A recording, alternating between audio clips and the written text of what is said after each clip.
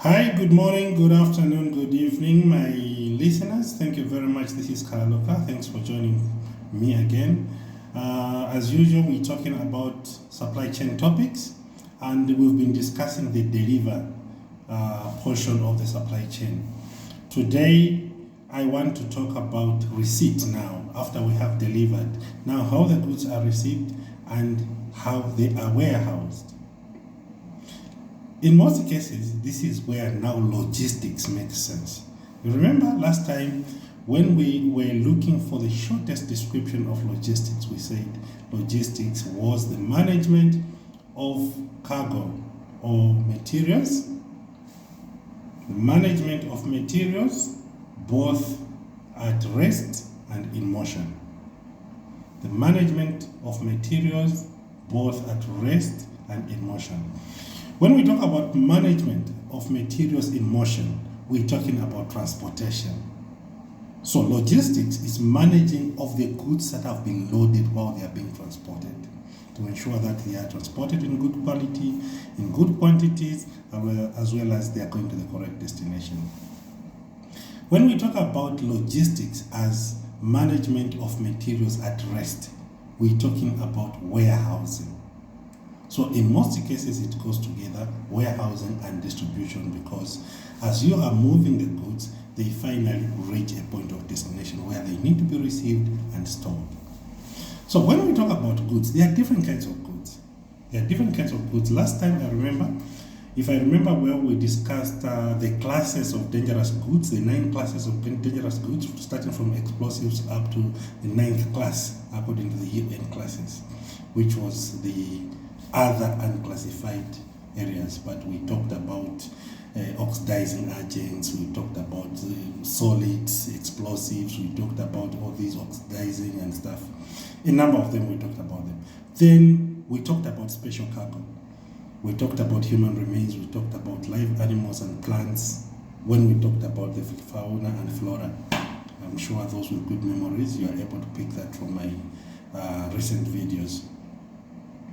All those goods are managed both in motion and at rest. Today we're talking about warehousing. How are those goods stored? So, I don't want to get into detail on how specific goods are stored, like how you would store the human remains, how do you store flowers or fresh. No. I want to talk about the basic principles of warehousing. When we talk about the good practices of warehousing, generally we're talking about the safety of the goods, the safety of the people. Then we talk about the security of the goods and the security of the people.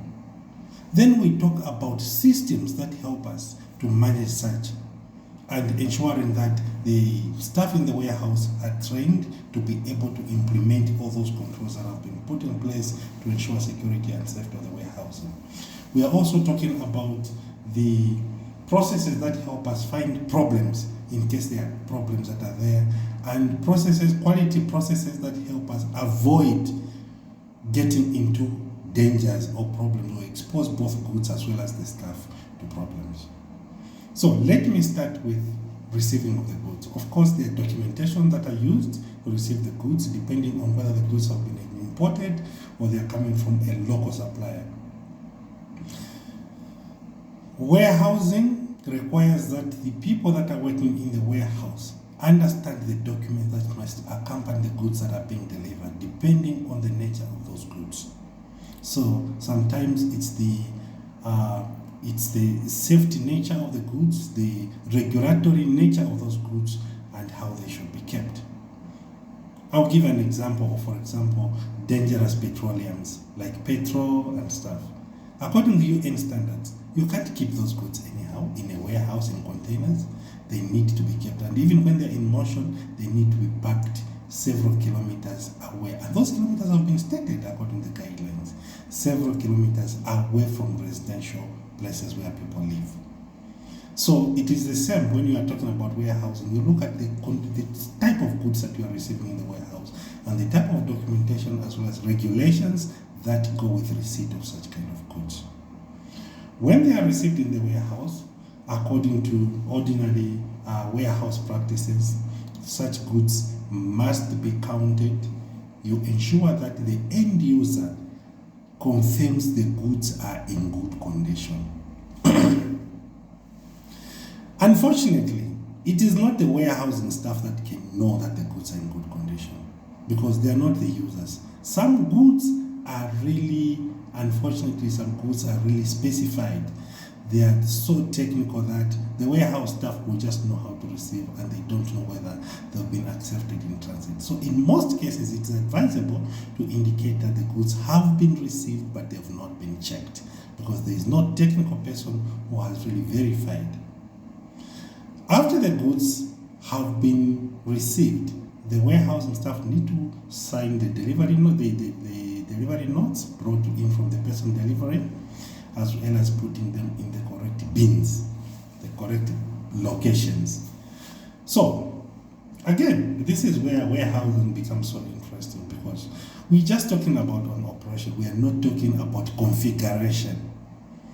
When you talk about the warehouse, you should start from the beginning when you are building or renting a warehouse. What kind of configuration do you want? Are you going to put some stacks? Are you going to put some lots? Are you going to put some bins?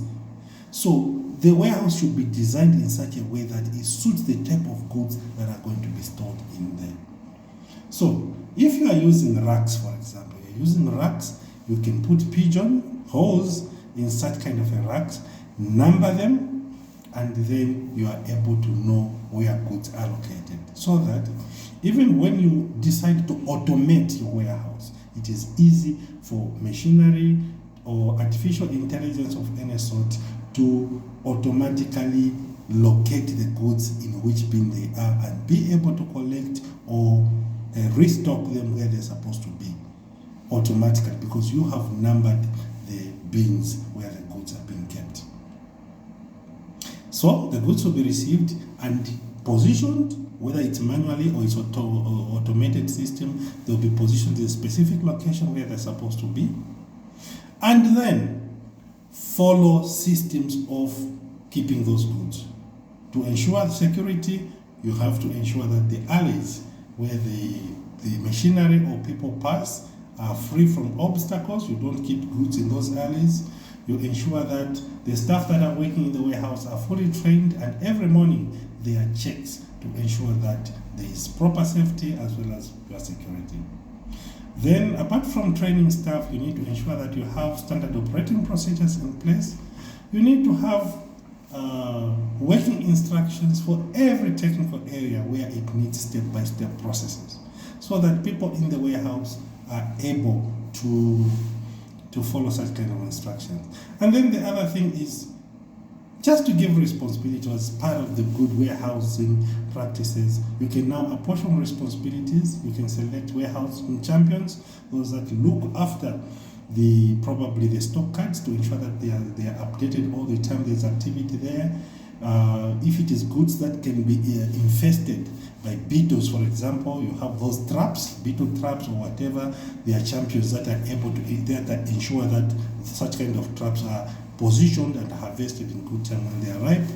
There are safety champions that look after the safety of the warehouse. They look after the fire system, what do you call them? The fire cylinders, fire extinguishers.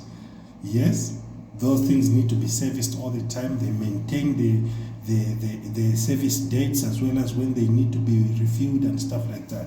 Then there are incidences also. There should be an incident register.